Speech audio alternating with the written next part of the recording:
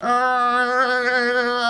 is so that time of year. Julian was sick on Monday, Kelly's so busy with midterms she couldn't make a video, so you should go leave some love on Kelly and Julian's past videos or on their Twitters. It's just a hard time in general this time of the year. Midterms, holidays starting, everyone's sick, allergies, flu, blah. This is a problem.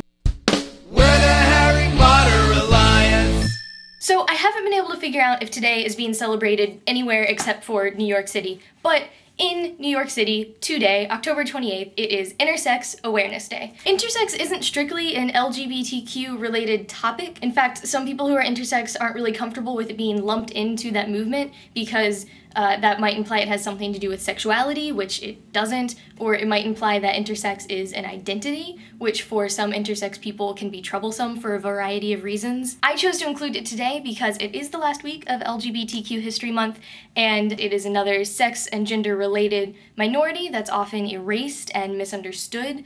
And the intersex community is also fighting for awareness and human rights. So what is intersex? People who are intersex have genetic, hormonal, or physical differences that may be thought to be typical of both male or female at once. First of all, being intersex does not mean that what's in your pants, again, not the Nerd Fighter forum, is any different from anyone else's. There are dozens of different intersex conditions. A lot of them are primarily hormonal. They might not even cause differences that anyone else would ever notice. Because there are so many variations of intersex, all intersex people identify in different ways. Some of them don't even identify as intersex because they don't feel there's anything different enough about them to need a separate label, which is beyond valid, in my opinion. And as many as 4% of the population are predicted to be intersex, so it's not rare at all. Not all intersex conditions make themselves apparent at birth. I think there's a big misconception that when an intersex baby is born, the doctors have no idea what to do and they assign it a gender that might end up being different from that baby's true gender identity.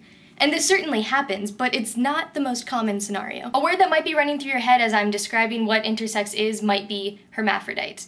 Take that word out of your head. Hermaphrodite is a completely out-of-date word. Don't ever say it. It's based on the Greek god Hermaphroditus, who is the child of Hermes and Aphrodite, and essentially was turned into half male and half female by some naiads. So just from that origin, this word causes enough problems in and of itself because it implies that intersex people are half female and half male, which is just not true. But the word itself is also rife with social stigmas and scientific and social discrimination, so just don't say it.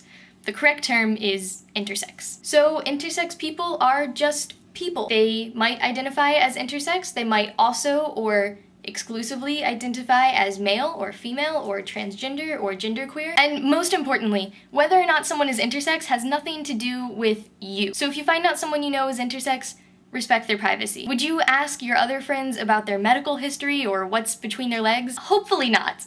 So give intersex people the same courtesy. I'm thinking maybe I'll make this a recurring segment, like maybe once every other month we'll have an HPGay video and we can talk about things like this. I do want to say as a disclaimer to these and possible future videos that I am not an expert. What I say in these videos is just my personal experience and what I've learned so far. So let me know in the comments if you'd be interested in making HPGay a recurring segment, and also let me know what you're dressing up as for Halloween, if you celebrate Halloween, and what you're gonna do.